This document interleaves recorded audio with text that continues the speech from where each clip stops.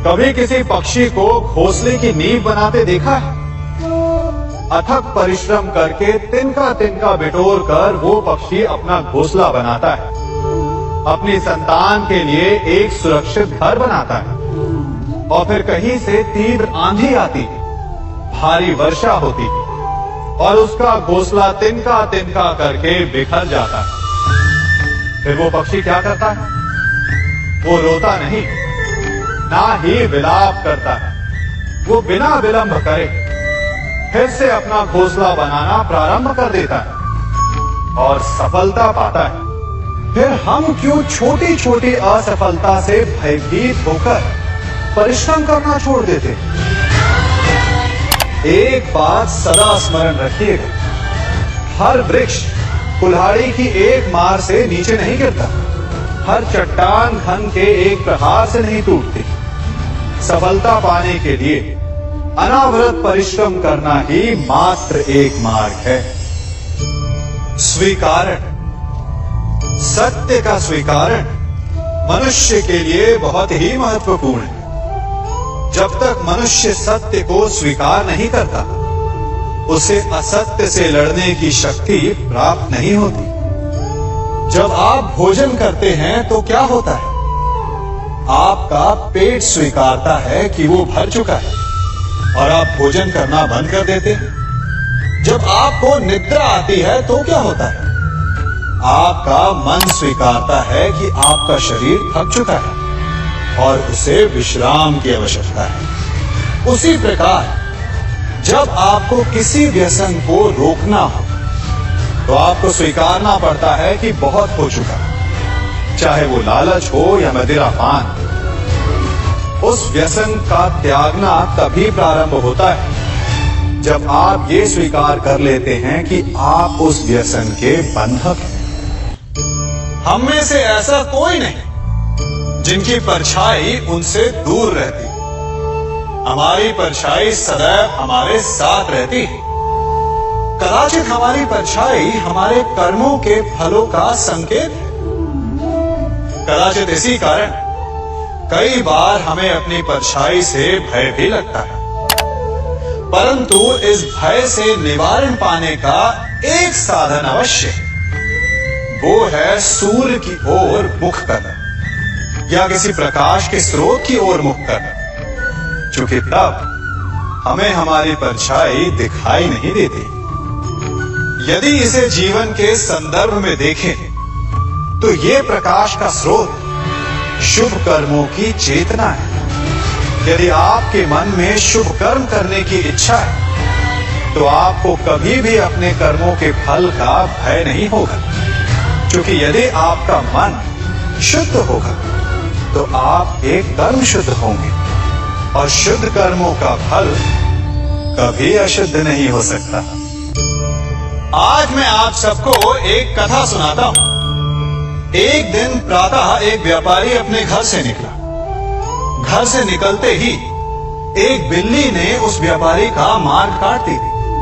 व्यापारी घबरा गया, वो फिर से घर लौट गया और शुभ घड़ी की प्रतीक्षा करने लगा। और जब वो पुनः अपने घर से निकला तब वो वाहन जा चुका था जिससे राजा तक पहुंचकर उसे भेंट देनी थी। राजा को भेंट नहीं मिली। राजा क्रोधित हो गए। राजा ने उस व्यापारी का व्यापार बंद करवा दिया। इस कारण व्यापारी क्रोधित होकर घर पर अपनी पत्नी से लड़ बैठा। पत्नी अपने बच्चों समेत मैके वापस चली गई और उस व्यापारी के जीवन में यदि कुछ रह गया था तो केवल अंधकार। और इन सब का कारण वो उस बिल्ली को मानता रहा जिसने उसका मार्ग काटा था। ऐसा ही एक दूसरा व्यापारी राजा को भेंट देने निकला और उस व्यापारी का मार्ग भी एक बिल्ली ने काट दिया। वो व्यापारी तनिक घबराया, परंतु उसने आगे बढ़ना अधिक उचित समझा। राजा तक वो समय पर पहुंचा। उसने राजा को भेंट दी। राजा प्रसन्न हुए और राजा ने व्यापारी को अपना व्यापार बढ़ाने की अनुमति दी, स्वर्ण आभूषण दी। जब व्यापारी घर पर पहुंचा तो पत्नी को आभूषण और अपने बच्चों को देने के लिए वस्त्र थे उसके पास। हर ओर प्रसन्नता थी। समझ रहे हैं ना, दोनों के साथ एक ही प्रकार की घटना हुई, परंतु दोनों की प्रतिक्रिया भिन्न थी। ऐसा ही हमारा जीवन भी है। हमारे जीवन में प्रारब्ध का अपना स्थान है, परंतु उससे कई अधिक महत्वपूर्ण हमारी प्रतिक्रिया, हमारे सोच का प्रभाव है, क्योंकि यही हमारे जीवन को आकार देते हैं। इसलिए अपनी सोच को सकारात्मक रखिए, आपका जीवन सदैव आनंदमय रहेगा। आप इन दो पात्रों को देख रहे हैं। मेरे इस पात्र में जल है और ये पात्र मिष्ठान से भरा हुआ है। दोनों ही पात्र भरे, परंतु देखिए, मिश्री को जल में मिला दिया, जल ने मिश्री को अपना लिया, मिश्री ने अपना अस्तित्व खो दिया, परंतु जल को अभिमान है कि उसका अस्तित्व अभी भी बना हुआ है। परंतु जो इस जल को चखेगा उसे अवश्य पता चल जाएगा कि ये जल अब वो जल नहीं रहा, ये अब शरबत बन गया। हमारा त्याग, हमारे बलिदान भी ऐसे ही होते हैं। जो इस बात को अनुभव करते हैं वो समझ सकते हैं कि कैसे हमने समय की धारा को बदल दिया। जो बलिदान देते हैं उनका अस्तित्व कभी नष्ट नहीं होता, अपितु उनका बलिदान संसार में कुछ ना कुछ परिवर्तन अवश्य लाता है। हम सभी कभी ना कभी, कहीं ना कहीं अपने जीवन में यात्रा अवश्य करते हैं। हमारी यात्रा में कभी पक्के रास्ते आते हैं तो कभी कच्चे रास्ते। पक्के रास्ते मनुष्य बनाता है और कच्चे रास्ते जानते हैं कैसे बनते हैं?